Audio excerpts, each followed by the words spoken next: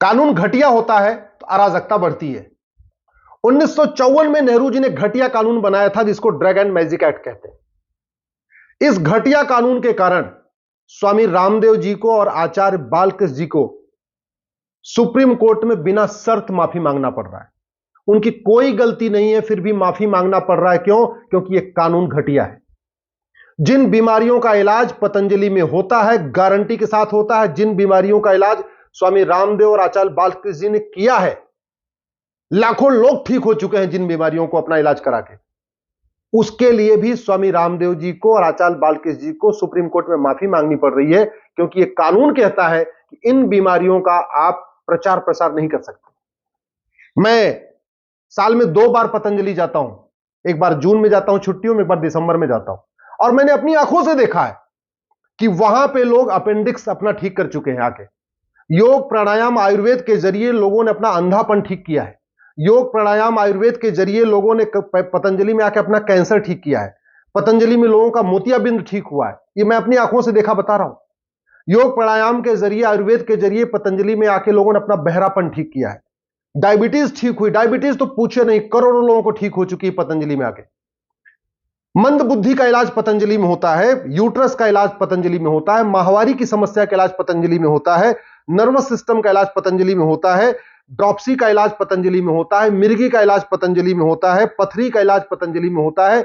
योग प्राणायाम नेचुरोपैथी के जरिए, आयुर्वेद के जरिए ब्लड प्रेशर का इलाज होता है। हिस्टीरिया का इलाज होता है पतंजलि में। कोढ़ का इलाज होता है पतंजलि में। मोटापा का इलाज होता है पतंजलि में। नपुंसकता का इलाज होता है पतंजलि में। बाजपन का इलाज होता है पतंजलि में। टीबी का इलाज होता है पतंजलि में। अल्सर का इलाज होता है पतंजलि में। यह सब योग प्राणायाम नेचुरोपैथी आयुर्वेद के जरिए होता है। आहार चिकित्सा के जरिए होता है। प्राणायाम चिकित्सा के जरिए होता है। लेकिन जब उन्हीं बीमारियों को ठीक करने की बात स्वामी रामदेव जी पेपर के जरिए करते हैं, अखबार में अपना प्रचार एडवर्टीजमेंट देके करते हैं, तो ये 1954 का कानून खड़ा हो जाता है। और इंडियन मेडिकल एसोसिएशन, जो सिंथेटिक ड्रग एसोसिएशन है, जो सिंथेटिक ड्रग बनाने वाले फार्मा माफियाओं के लिए काम करता है, वो Indian medical association supreme court में सीधे जाता है, पिटीशन फाइल करता है। सुप्रीम कोर्ट में उसकी पिटीशन एडमिट हो जाती है। और इस कानून के कारण रामदेव जी, बालकृष्ण जी को बार बार फटकार भी मिल रही है, माफी वो लोग मांग रहे हैं, फिर भी माफीनामा भी नहीं मिल रहा है। एक बात मैं बताऊं, पंजाब में इन्हीं बीमारियों का इलाज मिशनरियां करती हैं, इलाज करने का दावा करती हैं, वादा करती हैं।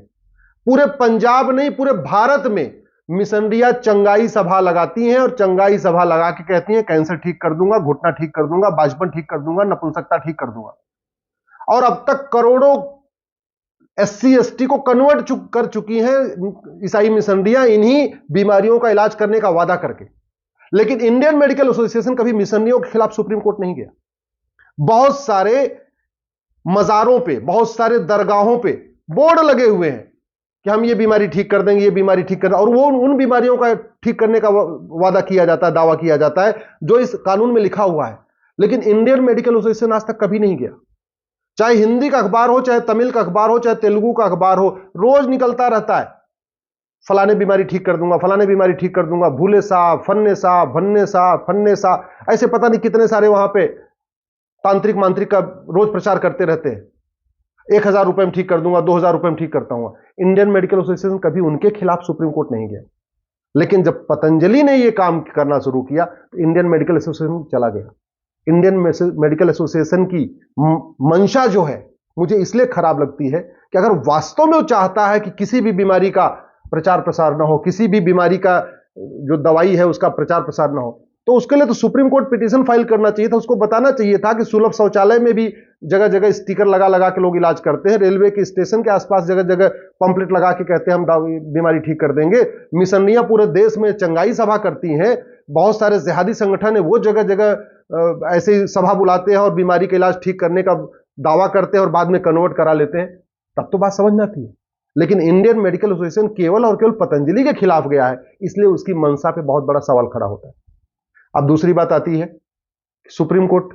सुप्रीम कोर्ट इस कानून का लिटरल इंटरप्रिटेशन कर रहा है। कानून का इंटरप्रिटेशन 4 तरीके से होता है।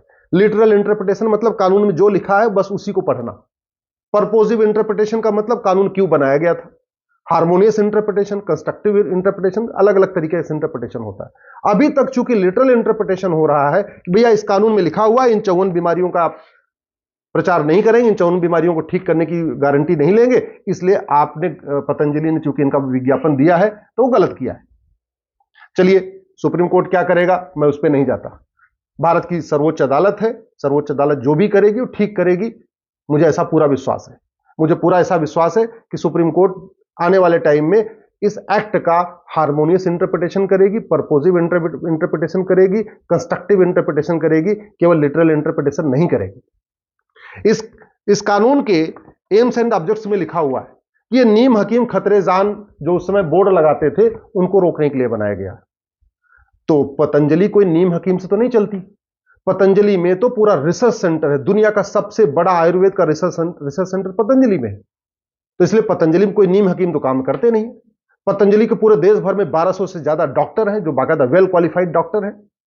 पतंजलि में तो आज की डेट में खुद पर डे कम से कम हजारों की संख्या में लोग आके ओपीडी में अपना इलाज करा रहे हैं, और ये प्रमाण भी है, लोग बोल भी रहे हैं। इसलिए मुझे पूरा विश्वास है कि सुप्रीम कोर्ट जो फाइनल डिसीजन लेगा वो इस कानून का हार्मोनियस और पर्पोजिव इंटरप्रिटेशन करके लेगा। लेकिन ये कानून को बदलना जरूरी है, इसी कानून को बदलना जरूरी नहीं है। आज मैं आप लोगों से एक आग्रह करता हूं, 25 साल पुराने सभी कानूनों को बदलने की मांग करिए। 21वीं सदी में 19वीं सदी का कानून क्यों, 20वीं सदी का कानून क्यों, 1954 का कानून क्यों? अब टाइम आ चुका है कि जैसे दुनिया के कई देशों में कानून की एक्सपायरी होती है, कानून की एक लाइफ होती है 25 साल। 25 साल के बाद कानून को रिव्यू किया जाता है। प्रचार नहीं करेंगे, इन 54 बीमारियों को ठीक करने की गारंटी नहीं लेंगे, इसलिए आपने पतंजलि ने चूंकि इनका विज्ञापन दिया है तो वो गलत किया है। चलिए सुप्रीम कोर्ट क्या करेगा मैं उस पर नहीं जाता। भारत की सर्वोच्च अदालत है, सर्वोच्च अदालत जो भी करेगी वो ठीक करेगी, मुझे ऐसा पूरा विश्वास है। मुझे पूरा ऐसा विश्वास है कि सुप्रीम कोर्ट आने वाले टाइम में इस एक्ट का हार्मोनियस इंटरप्रिटेशन करेगी, पर्पोजिव इंटरप्रिटेशन करेगी, कंस्ट्रक्टिव इंटरप्रिटेशन करेगी, केवल लिटरल इंटरप्रिटेशन नहीं करेगी। इस कानून के एम्स एंड ऑब्जेक्ट्स में लिखा हुआ है कि ये नीम हकीम खतरे जान जो उस समय बोर्ड लगाते थे उनको रोकने के लिए बनाया गया।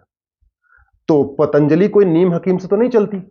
पतंजलि में तो पूरा रिसर्च सेंटर है, दुनिया का सबसे बड़ा आयुर्वेद का रिसर्च सेंटर पतंजलि में है। तो इसलिए पतंजलि में कोई नीम हकीम तो काम करते नहीं। पतंजलि के पूरे देश भर में 1200 से ज्यादा डॉक्टर हैं जो बाकायदा वेल क्वालिफाइड डॉक्टर हैं। पतंजलि में तो आज की डेट में खुद पर डे कम से कम हजारों की संख्या में लोग आके ओपीडी में अपना इलाज करा रहे हैं, और ये प्रमाण भी है, लोग बोल भी रहे हैं। इसलिए मुझे पूरा विश्वास है कि सुप्रीम कोर्ट जो फाइनल डिसीजन लेगा वो इस कानून का हार्मोनियस और पर्पोजिव इंटरप्रिटेशन करके लेगा। लेकिन ये कानून को बदलना जरूरी है, इसी कानून को बदलना जरूरी नहीं है। आज मैं आप लोगों से एक आग्रह करता हूं, 25 साल पुराने सभी कानूनों को बदलने की मांग करिए। 21वीं सदी में 19वीं सदी का कानून क्यों, 20वीं सदी का कानून क्यों, 1954 का कानून क्यों? अब टाइम आ चुका है कि जैसे दुनिया के कई देशों में कानून की एक्सपायरी होती है, कानून की एक लाइफ होती है 25 साल। 25 साल के बाद कानून को रिव्यू किया जाता है।